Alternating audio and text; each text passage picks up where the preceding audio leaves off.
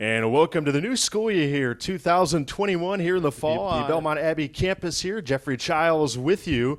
And one of our season previews for this year, Belmont Abbey men's soccer, their second all-time conference tournament championship won this past May. And we welcome in men's soccer head coach John Keating. John, welcome. And what was the celebration like for you for this championship? Exuberant. Anybody who's seen the scenes at the end of that game recognized that this was a signature moment, not just for the program, but for the players as well.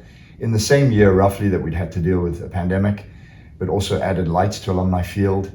It was just a really good way to cap off a fantastic season. And the guys are overjoyed, and they're still celebrating, I think. But time to get down to business now as well. And still undefeated now, again, as we enter in a new year here in fall 2021. You enter your 11th year as the head coach of this program. You've seen a lot of changes both in athletics and on campus. What have you learned most about yourself and about this program as you've continued on in your coaching career here at the Abbey? Probably patience. The results in the early days were difficult as we went through NCAA and conference scholarship adjustments. But I think planting culture and then watching it take root was probably the turning point. Maybe 4 or 5 years ago, we started to have players that really bought into the culture in a big way, and then that started to trickle down. So the need for a team culture and to keep forcing it and pushing it until it arrives and takes root, and the idea of patience, and good things come to those who wait. And good things certainly came to your program. This year's team, a senior goalkeeper, Ben Knust, an embarrassment of riches along the back third, the back end there, your third of the field. Halvard Bone, and Omar Gonzalez, Adam Lindskog. An embarrassment of riches for you. What are you most excited about with that group? I think watching their maturity and progress.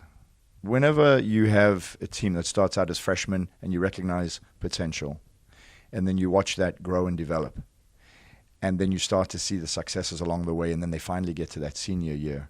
I think every coach wishes and hopes for a team full of seniors with a smattering of really good underclassmen as well, because he knows that the results are going to probably be improved over what they've been. And he recognizes just that they're going to bring a maturity to the game that was missing when they were younger. So it's kind of like a cycle of life moment where you see these guys playing their best soccer, regardless of how the results end up in the end. Is they'll play their best soccer in the senior year, and that's fun for us to watch. And they know that they're playing their best soccer, and that's fun for them too. Speaking of a cycle of life, many new faces, a smattering of those faces around the program, as you have said, 16 freshmen.